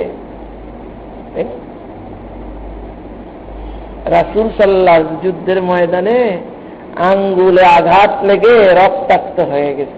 রাসূল কি আঙ্গুল, আঙ্গুলের দিকে তাকিয়ে তাকিয়ে পড়তেছে, মা আনতে ইল্লা ইসবাউন দামিতে, মা আনতে ইল্লা ইসবাউন দামিতে ওয়াফি সাবিলিল্লাহ মা লাকিতে। কি আর হইছে? একটা আঙ্গুলি তো, তুমি রক্তাক্ত হইলা, ফি সাবিলিল্লাহ মা লাকিতে। রাসূল আঙ্গুলকে সম্বোধন করে, তুমি একটা আঙ্গুলি তো, আল্লাহর রাস্তায় তুমি তুমি রক্তাক্ত হইলা। কোন রাস্তায়? কোন জায়গায়? আল্লাহর রাস্তায় রক্তাক্ত। এটার বড় দাম, বড় মূল্য, এটা খুশির বিষয়। এই জন্য দেখা গেছে সাহাবীদের গায়ে তীর বেঁধছে, তীর এসে লাগছে, মারা যাবে, আর খুশি আনন্দে এমন জোরে লাভ দিতে, আর বলতেছে ফুস্তু রাব্বিল কাবা, রব্বে কাবার কসম আমি কামিয়াব হয়ে গেছি। লিল্লাহিল হামদু না মুর্দে মে রসিদে বাদোস, লিল্লাহিল হামদু না মুর্দে মে রসিদে বাদোস, आफरी बाद बरी हिम्मत मर्दानाए माँ, आफरी बाद बरी हिम्मत मर्दानाए माँ। আল্লাহ এটারে কামিয়াবি দিতেছে। ফামিনহুম মান কাযা নাহবাহু ওয়া মিনহুম মান ইয়ানতাযির। আল্লাহর রাস্তায় কষ্ট হওয়াকে আল্লাহরে কামিয়াবি। আর আমরা কি ভাবি? আল্লাহর প্রতি ভাবটাই নষ্ট হয়ে জায়গা। কত কি কয়া বল, আল্লাহ আমরে তারা সহে দেয় না মনে কারা করে, এই সেই কত রকম নাউযুবিল্লাহ। আসলে আল্লাহকে চিনি না। মা কাদারুল্লাহ হাক্কা কাদরি, চিনি না আল্লাহকে। আল্লাহকে যদি চিনতাম তাহলে আনন্দের সময় যেরকম মজা পাইতাম, কষ্টের সময়ও মজাই পাইতাম। उनकी राह में जवानी जिनकी खाक हो गई, उनके दर्दों की लज्जत से हम सरसार हो गए। अल्लाह उनकी राह की कांटों की आजमत ना पूछिए, उनकी राह के कांटों की आजमत ना पूछिए। सारे आलम के फूलों से बेजार हो गए, सारे आलम के फूलों से बेजार हो गए। আল্লাহ রাস্তায় যদি কোনো কাঁটাও বিধে, কোনো কাঁটাও ফুটে পায়, এটা তো আমার হাজারো গোলাপ ফুলের তোড়ার চেয়ে অনেক ভালো হয়েছে, অনেক খুশি। মুসিবত তখন মুসিবত বলে মনে হয় না, বরং মুসিবত আইনে রাহাত। এটা তার কাছে একেবারে বড় আরামের জিনিস বলে মনে হয়, শান্তির জিনিস বলে। আল্লাহ, এটা হবে কখন ভাই? যদি বাস্তব আল্লাহকে আমরা চিনতাম, আল্লাহকে আমরা বুঝতাম। আনাল মালিক মালিকুল মুলুক কুলুবুল মুলুক বিয়াদি। আহ, তু ওয়াসফে তু গুফতান কে তু দর ওয়াসফে না গুঞ্জি, न तू शरह तू करदन के तू दर शरह न आई। अहदुन लैसा कमिसली समदुन लैसा कफदली, लिमनिल मुल्क तुबुई के सजावार खुदाई, लिमनिल मुल्क तुबुई के सजावार खुदाई। চিনি তো না খুদারে, চিনি না।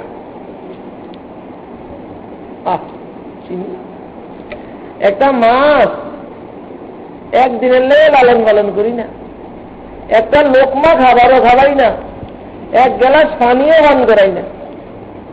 শুধু বন্যার পানি আইছে তো আমার ঘরের সামনে মাছটা আসছে, আমার হাতে টেডা বা যেটা দিয়ে ঘাই দিয়ে ধরে এরকম একটা জিনিস ছিল, ঘাই দিয়ে ধরে ফেলছে, তাই না?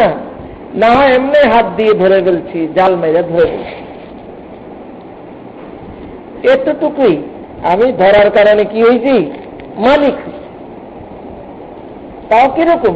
ধরলাম কারণে আমার ধরার আগে যদি আরেকজনে ধরে ফেলত সে মালিক হয়ে যায়। শুধু এতটুকুর কারণে মালিক হইলাম, হকতে আসবাকিয়ত মালিক হইলাম। এতটুক মালিক হওয়ার পরে আমি কি করি? এই মাছটারে, তাই না, টুকরো টুকরো করি। আমি করি বা আমার ঘরের মানুষে করে, টুকরো টুকরো করি। এটাকে ডুলার মধ্যে বা খলের মধ্যে লইয়া এটাকে আশ্রয় আসছে, ধোয় না, আর তাই মাছের গন্ধ আছে। কি অবস্থাটা! মাছের মধ্যে মাছের গন্ধ থাকবো, এটাও ভাবতো না, এই গন্ধ থাকতো। এমন ভাবে আশ্রয় কতন ভরে ভরে চায়, আসলে হয়েছি নি, গন্ধ যায় না, তা আবার আবার এরপরে ভালো করে ধুইয়া তেলের কড়াইয়ের মধ্যে নিচে আগুন দিয়ে এটাকে উত্তপ্ত করে এটার মধ্যে ঢেলে দেয়, তাই না? এটা ভাজে, বাঁকা হইয়া উঠলে আবার চামিচ দিয়ে চাইপা ধরে, বাঁকা হইতে পারবি না, সোজা থাকছে। মশা কইরা দাওয়াত দেয়, আসো আসো আসো, সবাই বইয়া খায়। 32 দাঁতের নিচে ফেলে চা বাইয়া একদম শেষ করিয়া ফেলে না। এই কাম সবটা তাল্লাই জায়েজ না না জায়েজ? বৈধ না অবৈধ? কিল্লাই মালিক সে কি এটার মালিক, এই জন্য সেটি পারে। কিরম না মালিক? বানায় নাই মাস্টারে, জন্মও দেয় নাই, এক গ্লাস পানিও পান করায় নাই, তাই না? একটা ধান বা গম বা একটা চাউলও বানায় নাই, একদিনের জন্য পালেও নাই। শুধু ধরার কারণে মালিক হয়েছে। এতটুকু মালিকানার কারণে যদি এত কিছু বৈধ হয়ে থাকে, এত কিছু হয়ে থাকে, এটা জুলুম না হয়ে থাকে, আল্লাহ পাকের কেমন মালিকানা আমার আর আপনার উপরে বলেন? এই মাছের খালেক আমি ছিলাম না, এই মাছের রাজাও আমি ছিলাম না, ছিলাম? এই মাছের হায়াত দাতাও আমি ছিলাম না, মাছের উপকরণ পৌঁছানেওয়ালা আমি ছিলাম না, কিছুই ছিলাম না। তারপরেও এত কিছু আমার জন্য যদি ইনসাফ হয়ে থাকে, জুলুম না হয়ে থাকে, তাহলে আল্লাহ পাকের কোন জিনিসটা আমার উপরে জুলুম হবে বলেন? আমাকে যদি 24 ঘন্টা কিমা বানাইতেই থাকে খালি, জুলুম হবে? এটা ইনসাফ, জুলুম না,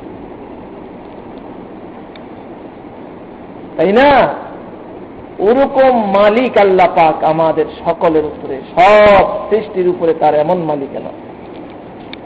কেমন মালিকানা তার? এটাই বলছে আনাল মালিক, আনাল মালিক, মালিকুল মুলুক, কুলুবুল মুলুক ফি ইয়াদি। তোমরা তো দেহ দেখছো, দেহ দিয়ে উদাহরণ দিছি আমি, এটার উপরেই আমার কর্তৃত্ব নয়। ভিতরে যে অন্তর দিল আছে, কারো কর্তৃত্ব সেখানে চলে না, আমার কর্তৃত্বই চলে। মালিকুল মুলুক, কুলুবুল মুলুক ফি ইয়াদি, আমার হাতে তাদের। হ্যাঁ, বলো বাবা, আমরা আল্লাহরে চিনি না আল্লাহ। গত শনিবার 7:30 আমার আব্বাজান দুনিয়া থেকে বিদায় নিয়ে গেছেন। আমি ঢাকা, তো আমার আব্বা বহুত বয়স, দুনিয়াবি লাইনে অনেক সম্মানী মানুষ, এলাকার মধ্যে বহুত সম্মানিত ব্যক্তি। এরপরে ইবাদত বন্দেগী পারলৌকিক লাইনেও বহুত বড় আল্লাহর ওলি এবং বুজুর্গ। কারি ইব্রাহিম সাহেব রহমতুল্লাহ আলাইহির, উজানের কারি ইব্রাহিম সাহেব রহমতুল্লাহ আলাইহির খুব প্রিয় ছিলেন, এবং এই জন্য উনিও ওনার নাতিন বিবাহ দিচ্ছেন ওনার কাছে। এটা কেমন প্রিয় হইলে মনে করতে পারেন। ওনার সাহচর্য, সহবতী আপ্তা মানুষ। আমাদের অবস্থার সাথে ওনাদের অবস্থা, এরকম কারি ইব্রাহিম সাহেবের আরো 2-1 মুরিদ আমি দেখছিলাম, আমাদের অবস্থার সাথে মিল হয় না। আমগো তো ঘুম আসে রাত্রে হয়ে ঘুম আসে না, খুব অল্প টাইমে ঘুমায়, তাই না? আমরা তো অসুস্থ হয়ে গেলে শেষ রাত্রে তাহাজ্জুদ নাগা হয়ে যায়। ওদের যত কিছুই হোক, কিন্তু নাগা হয় না। আল্লাহকে বোলানি তাদের মনে হয় 1 সেকেন্ডের জন্য বন্ধ হয়। ভিন্ন রকম ভাবে তোমার এখন আগে ভাগে মাসলা হইল, এখন কি করবে?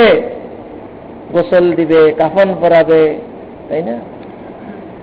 তা আমার সাথে খবর আসলো, আসার পরে এখন টাইম ঠিক করতে হবে। কিসের জন্যে? জানাজার জন্য। আমিও এখান থেকে যাব, ঢাকা থেকে আরো খবর পাইলে অনেকেই যাবে। তো ওনারও পুরা ইয়া ছিল যে কে আসবে না আসবে ওইদিকে তাকাইতে পারবে না, গোসল দিতে, কাফন পরাইতে, কবর করতে যাওয়ার সময় বাস অতটুকুর ভিতরেই সফর করতে হবে। আমি সব দিক ভাইবা মনে করলাম যে জোহরের পর যদি জানা যায় সাথে সাথে, তাহলে সবচেয়ে সুন্দর হয়, ভালো। তো এই এলাকার লোকজন তো ওনার খুব ভক্ত। আমারই এক কাস্ত ভাই, উনি আমার কাছে, আমি যখন জোহরের কথা বলছি, পরে উনি আবার ফোন করছেন, যে বলতেছেন যে ভাই না, এটা তো ইয়া হবে না, কারণ এখানে তো অনেক লোক আসিয়া আছে, সেই বিভিন্ন জায়গা থেকে আসবে, দূর থেকে আসবে, এই জন্য একটু দেরি না করলে, আসরের পর না করলে ভালো হবে না, আসরের পর করতে হবে, এই সেই অনেক কথা। আমি বলতেছিলাম যে না, এটা তো শরীয়তের একটা মাসলা আছে, এটা এরপরে যে আরো এখন বৃষ্টি বাদল হইতে পারে, ওয়েদার কিরকম হয়, এই জন্য আগে ভাগে হওয়াই শরীয়তের বিধান। ও সাথে সাথে বইলা উঠলো কি হ্যাঁ কি বলতেছেন এটা? আল্লাহ কি চোখে দেখবে না? আমি কই নাউযুবিল্লাহ মিন যালিক, তুমি কি বলতেছো? দেখেন, হ্যাঁ, ভালো কাম করতে হচ্ছে আল্লাহর হুকুমের ভিতরে দেখ, আল্লাহর হুকুম নবীর তরিকা পালন করে, আল্লাহ চোখে দেখতো না। এই কথা কি কোনো মুসলমান বলতে পারে? আমি সাথে সাথে আরো ধমক দিচ্ছি, তুমি কি বলতেছো তুমি এটা? আল্লাহ কিছু উনি এত বড় আল্লাহর একজন বুজুর্গ মানুষ, এত মানুষ আসবে ওনার জানা যায়, বৃষ্টি হবে না আজকে, এটা হলো তার কথা। আর আল্লাহ কি চোখে দেখবেন? এটা হচ্ছে আল্লাহ কি চোখে দেখবেন? আল্লাহকে যদি বুঝতো তাহলে কারো কি সাধ্য আছে যে আল্লাহ পাক আমার রেয়াত করবো? আর বুঝার কি সম্ভাবনা আছে যে আমার রেয়াত করবো? প্রশ্নই আসে না। রাসূল সাল্লাল্লাহু আলাইহি ওয়াসাল্লাম পর্যন্ত বলতেছেন লা আদরি মা ইফআলু বি, আমার সাথে কি মুআমালা করা হবে আমি তা জানি না। আমার সাথে কি মুআমালা তা জানি না। কোথায় আল্লাহ পাকের মালিকিয়ত আর কোথায় আমার মামলুকিয়ত? কোথায় তার খালিকিয়ত আর কোথায় আমার মাখলুকিয়ত? আসলে আল্লাহকেই চিনি না, সবচেয়ে বড় জিনিস এটা। কে বেল মে না তুয়া খুদারা সে না চুষমে আজ পায়েল মে বায়দ গুদাক, কে বেল মে না তুয়া খুদারা সে না। আল্লাহ, এই জন্য আল্লাহর কাছে সবচেয়ে বেশি চাইবেন, আল্লাহ আমাকে হেদায়েত দান করেন, আল্লাহ আপনার পরিচয় দান করেন, আপনাকে চিনতে পারি মতো তৌফিক দান করেন। যত বিঘার উন্নতের মধ্যে সৃষ্টি হইতেছে আল্লাহর পরিচয়ের কমতির কারণে।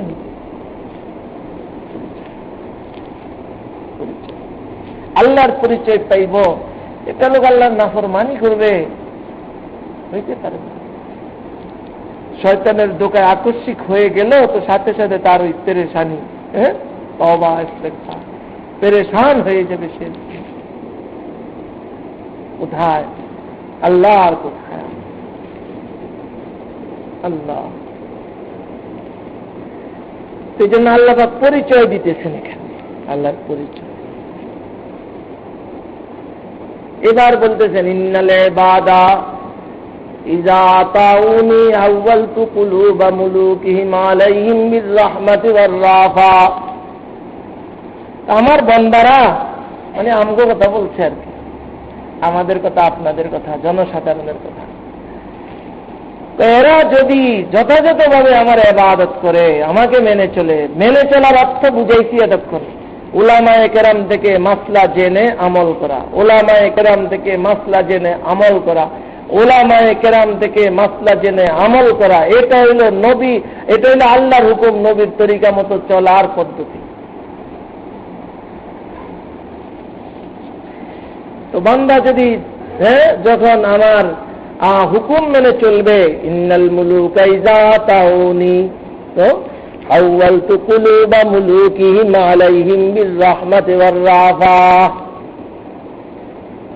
তাদের বাদশাদের অন্তরকে দয়ার মায়ার সাথে তাদের অনুকূলে আমি ঘুরিয়ে দিব। তো বাদশারা চাই সে কাফেরই হোক না কেন বাদশাটা, কিন্তু আমার বান্দাদের কি করবে? সেবা করবে, খেদমত করবে, কষ্ট দিবে না। যেন দুনিয়ার ইতিহাসে অনেক পাবেন যে বিধর্মীরা শত শত বছর হুকুমত চালাইছে, মুসলমানরাও সেখানে থেকে ইবাদত বন্দেগী করছে, কিন্তু এটুকু নজির পাবেন মুসলমান হুকুমত কিন্তু যখন জুলুম করছে বিধর্মীদের উপরে, আল্লাহ পাক ওদেরকে কি করে দিছে? সরে। একটা হলো বিধর্মীরা আমাদের বিরুদ্ধে ষড়যন্ত্রে লিপ্ত হয়েছে, যুদ্ধে লিপ্ত হইতেছে, সেটা হলো ভিন্ন কথা। এটা স্বাভাবিক সোসাইটির কথা বলতেছে, স্বাভাবিক একটা অবস্থানের কথা বলতেছে, এটা ভিন্ন জিনিস, এটা তাকবীনী মাসলা।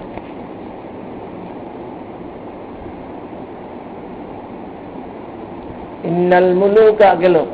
তো আমার বান্দারা যখন আমাকে মেনে চলবে, ইজা আতাউনি হাওয়ালতু কুলুবা মুলুকিহিম আলাইহিম বিররাহমাতি ওয়ার-রাহমা। আর এর বিপরীতে ইন্নাল ইবাদা ইযা আসাউনি, আমার বান্দারা যখন আমার নাফরমানি করবে, আমাকে মেনে চলবে না, হাওয়ালতু কুলুবা মুলুকিহিম আলাইহিম বিস-সুখতাতি ওয়ান-নিকমা, তাহলে আযাব, গজব, জুলুম, এই সবের সাথে, এই সবের সহিত, এই সব জিনিসগুলোর সহিত আমি তাদের বাদশাদের দিলকে তাদের বিরুদ্ধে ঘুরিয়ে দিই। ফাসামুহুম সুআল আযাব, এদেরকে বড় বদতর আযাব, বড় কষ্টদায়ক আযাব এদেরকে দিতে থাকবে, কষ্ট দিতে থাকবে, বিভিন্ন লাইনে মুসিবত আসতে থাকবে বাদশাদের পক্ষ থেকে। এই ঝামেলা, এই ঝামেলা, এই আয়, ওই আয়, এইটা এটা, এই সেই। তো করণীয় কি? তো দেখা যায় বাচ্চারা করে না কিছু, আল্লাহ করায় তা করে দিয়ে। কে করায়? আল্লাহ করায়। তাকে দিল তো আল্লাহর হাতে, তাকে দিল।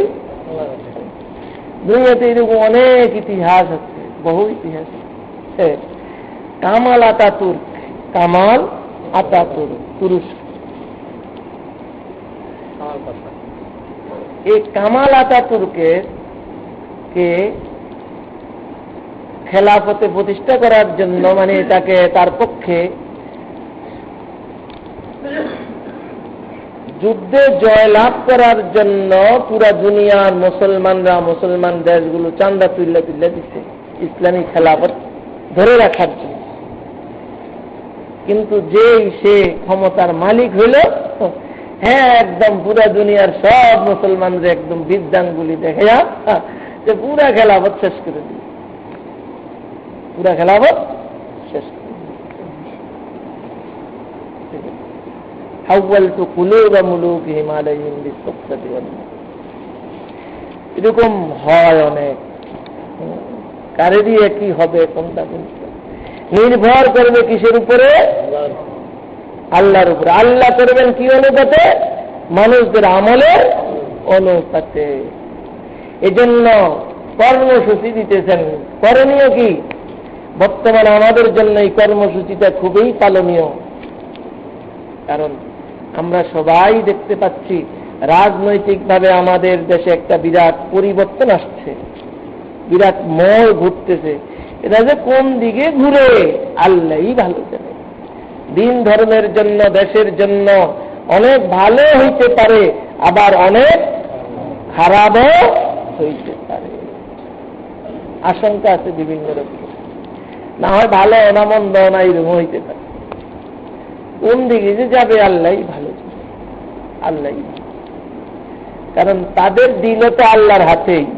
কোন নিজে ঘুরে ঘুরে ওরা যেটা চাইবো সেটা না হলে আরেকটাও তো করাইতে পারে নাকি? সব আল্লাহর হাতে। এই মোড় পরিবর্তন হইতে যেতেছে। এই সময় আমাদের কর্মসূচি সব সময়ের জন্যই, বিশেষভাবে এই সময়ের জন্য কর্মসূচি কি? লা তাশগালু আনফুসাকুম বিদ-দুআই আলাল মুলুক ওয়ালাকিন ইশগালু আনফুসাকুম বিয-যিকরি ওয়াত-তাদাররুই কাই আকফিয়াকুম। সমালোচনায় লেগে না, ও অমুক করছে, ও তমুক করছে, ওই জেল গেছে, ও জেল গেছে, ওই করছে, সে করছে, উনি এটা করতেছে, উনি ওটা করতেছে, ওই করে হালাইব, সেই করব, এই হবে, সেই হবে। বিভিন্ন কেউ কয় আমেরিকারে দিয়ে লাইব, কেউ কয় না দেশের একটা সিস্টেমের মধ্যে নিয়ে আসবো, কেউ কয় না একেবারে ঝুন্না লাগাই দিব। বিভিন্ন রকমের মন্তব্য চলছে, চলছে না? অনেক রকম। কি যে হবে কেউই জানে না। আমি তো বলি যারা করতেছে তারাও জানে না কি যে হবে। বুঝতে পারছেন না কথা? তবে হবে একটা কিছু, কি হবে? আমগো আমল অনুগত হবে। আমগো হাতে এখন চাবিকা দিতে, তাই না? জনসাধারণের হাতে। আল্লাহ রাসূল বলতেছেন, আল্লাহ রাসূল তো না, আল্লাহ পাক স্বয়ং বলতেছেন নাকি? লা তাশগালু আনফুসাকুম বিদ-দুআই আলাল মুলুক। শাসক কে ছিল বা কারা আছে এদের ব্যাপারে বদদোয়া, সমালোচনা এগুলোর দিকে তোমরা আত্মনিয়োগ করো না, ওই দিকে মনোযোগী হইও না। যাক, যা হবার হইছে, ফিরে তো আর কিছু করণ দিব না, তো গেছে। কি করো এখন? তোমার ভবিষ্যতের জন্য এখনই তুমি কাজ করো। ওয়ালাকিন ইশগালু আনফুসাকুম বিযিকরি ওয়াত তাদাররু, আল্লাহকে বেশি বেশি স্মরণ করো, আল্লাহকে ডাকো, আর আল্লাহর কাছে ফরিয়াদ করো, আল্লাহর কাছে কান্নাকাটা করো। গুনাহ ছাড়াও, আল্লাহর ইবাদত বন্দেগী বেশি করো, আল্লাহর কাছে বলো, আল্লাহ দেশের জন্য, ধর্মের জন্য, দ্বীনের জন্য যারা ভালো হবে মাওলা তাদেরকে আপনি ক্ষমতায় আনেন। এই দোয়ার সময়, তাই না? ক্ষমতায় আনেন বা রাখেন আমরা তো জানি না, এদের দ্বারা ভালো হইব না অন্যদের দ্বারা ভালো হইব। ক্ষমতায় আনেন বা রাখেন, এই সময় এটা এখনকার আমি করবো। বেশি বেশি ডাকা, অন্য সময় যা না ডাকতাম এখন তার চেয়ে বেশি ডাকতে হবে। অন্য সময় যা কান্নাকাটা করতাম না করতাম, এখন তার চেয়ে বেশি কি করতে হবে? কান্নাকাটা করতে হবে। লাভ কি হবে? আল্লাহ বলতেছেন কায়ে আকফিয়াকুম, তাহলে আমি তোমাদের পক্ষ থেকে যথেষ্ট হয়ে যাব, ওদের দিল ধরে ঘুরিয়ে দিব তোমাদের পক্ষে। এই হলো, তাই না, আমাদের করণীয় কর্মসূচি। দোস্ত আল্লাহর কাছে কান্দেন। এসব পরিস্থিতিগুলো খুব নাজুক, মোর পরিবর্তন হয় অল্প কিছু সময়ের মধ্যে, কিন্তু এটার কুফল বা সুফল এটা ভোগ করতে হয় প্রজন্মের পর প্রজন্ম পর্যন্ত। এর সুফল বা কুফল যেটাই হোক ভোগ করবে অনেক দিন পর্যন্ত। বুঝে আসছে না ভাই? এজন্য আল্লাহ পাকের কাছে খুব বেশি রুজু হওয়া প্রয়োজন, বেশি বেশি দোয়া করা দরকার। বেশি বেশি দোয়া করবেন আল্লাহর কাছে, কি হাসবি আল্লাহ লা ইলাহা ইল্লাহু আলাইহি তাওয়াক্কালতু ওয়া হুয়া রাব্বুল আরশিল আযীম। খুব বেশি বেশি করবেন এই মুহূর্তে। যদি বেশি না পারেন তাহলে সকালে 7 বার আর সন্ধ্যায় 7 বার পড়বেন। সকালে 7 বার, সন্ধ্যায় 7 বার। কি হাসবি আল্লাহ লা ইলাহা ইল্লাহু আলাইহি তাওয়াক্কালতু ওয়া হুয়া রাব্বুল আরশিল আযীম। আল্লাহর কাছে যদি চাইতেছেন, কেন পরিচয় আছে হিসাবে চাওয়াটা হইতেছে, কিন্তু ঠিক তাই। হাসবি আল্লাহ, আল্লাহ আমার জন্য যথেষ্ট, লা ইলাহা ইল্লাহু, তিনি ছাড়া কোনো মাবুদ নাই, আলাইহি তাওয়াক্কালতু, তার উপরেই আমার ভরসা একমাত্র, ওয়া হুয়া রাব্বুল আরশিল আযীম, তার ক্ষমতা কি? রব্বুল আরশিল আযীম, আরশে আযীমের রব তিনি, আরশে আযীমের মালিক তিনি। এটা কতবার কতবার ভাই? 7 বার। সকালে 7 বার, সন্ধ্যায় 7 বার। আর যতদিন আমাদের এই পথ পরিবর্তন না হইছে ততদিন পর্যন্ত বেশি বেশি পড়বো এটা। কি হাসবি আল্লাহ লা ইলাহা ইল্লাহু আলাইহি তাওয়াক্কালতু ওয়া হুয়া রাব্বুল আরশিল আযীম। আল্লাহর দিকে রুজু হইলে আল্লাহ পাক সেই ইন্তজাম করেই দিবেন, নিঃসন্দেহে সেই ইন্তজাম করেই দিবেন, কোনো সন্দেহ। আল্লাহ তাআলা আমাদের সকলকে বুঝার, আমল করার তৌফিক দান করেন। সময় একটু বেশি হয়ে গেছে, দুরূদ শরীফ পড়ি। আল্লাহুম্মা সাল্লি আলা মুহাম্মাদ ওয়া আলা আলি মুহাম্মাদ কামা সাল্লাইতা আলা ইব্রাহিম ওয়া আলা আলি ইব্রাহিম ইন্নাকা হামিদুম মাজিদ। আলহামদুলিল্লাহি রাব্বিল আলামিন ওয়াস সালাতু ওয়াস সালামু আলা আশরাফিল আমবিয়াই ওয়াল মুরসালিন ওয়া আলা আলিহি ওয়া আসহাবিহি আজমাইন। اللهم لا أحصي ثناء عليك أنت كما أثنيت على نفسك. ربنا ظلمنا أنفسنا وإن لم تغفر لنا وترحمنا لنكونن من الخاسرين. ربنا فاغفر لنا ذنوبنا وكفر عنا سيئاتنا وتوفنا مع الأبرار. ربنا هب لنا من أزواجنا وذرياتنا قرة أعين واجعلنا للمتقين إماما رب ارحمهما كما ربياني صغيرا رب أعوذني أن أشكر نعمتك التي أنعمت علي وعلى والدي وأن أعمل صالحا ترضى وأصلح لي في ذريتي إني تبت إليك وإني من المسلمين إني تبت إليك وإني من المسلمين إني تبت إليك وإني من المسلمين يا الله دوشي أفرادي مولا بند غند مولا মাথার তালি দেখার তালি পর্যন্ত গুনাতে ভরা মাওলা মাওলা দয়া করে মাফ করে দেন মাফ করে দেন মাফ করে দেন মাওলা মাফ করে মাওলা আমরা কাঙ্গাল মাওলা আমরা হেদায়েতের মুহতাজ মাওলা হেদায়েতের ভিখারি মাওলা আপনার ইশক মোহব্বতের ভিখারি মাওলা আপনার মারিফতের ভিখারি মাওলা আল্লাহ আল্লাহ আপনার হাবিবের দিকে আপনার হাবিবের সাহাবায়ে কেরামের দিকে তাকাইলে আল্লাহ আপনার প্রিয় বন্ধুদের দিকে তাকাইলে নানবুরি রহমতুল্লাহ আলাইহির দিকে তাকাইলে আল্লাহ আল্লাহ আমাদের দিলের দিকে তাকাইলে মাওলা খালি শূন্য আর শূন্যই দেখতে পাই মাওলা আল্লাহ আমাদের দিল খালি মাওলা আপনার মোহব্বত নাই দিলের মধ্যে মাওলা আল্লাহ আপনার মোহব্বত দান করেন মাওলা মাওলা তাদের সিনা থেকে মাওলা এক ফোঁটা হলে দান করেন মাওলা আল্লাহ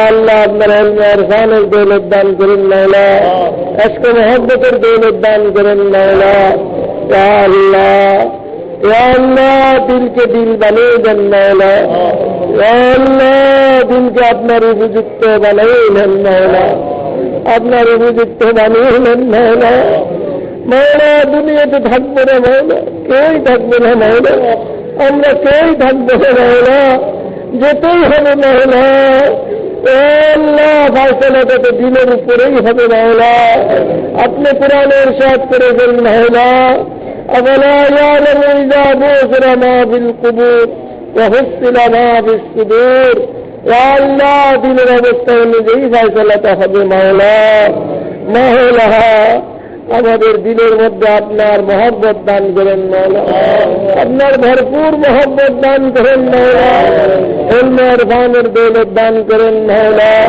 ইয়া আল্লাহ আপনার প্রিয় বান্দাদের সিনা থেকে মাওলা মাওলা কিছু হলে দান করেন মাওলা মাওলা সেই জগতের সামান তো শুধু মাওলা মাওলা আপনার মহব্বত আপনার ভালোবাসা মাওলা আল্লাহ সঞ্চয় করে যাওয়ার তৌফিক দান করেন মাওলা মাওলা সঞ্চয় করার তৌফিক দান করেন মাওলা আপনাকে চিনে মাওলা আপনার ইবাদত বন্দেগী করে আপনার হুকুম মেনে আপনার অনুগত হয়ে যাওয়ার তৌফিক দান করেন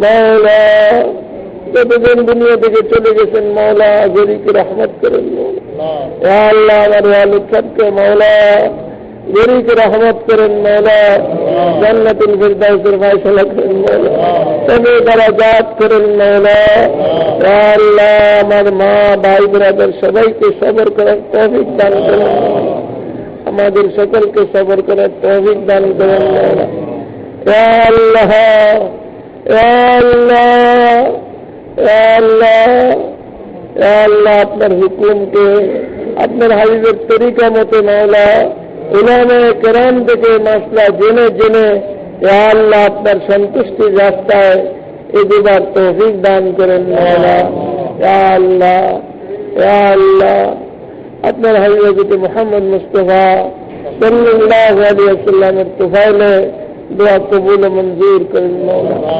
सल्लल्लाहु तआला अला खैरि खल्क़ि मुहम्मद व आलिहि व असहाबिहि अजमाइन बिरहमतिका या अरहम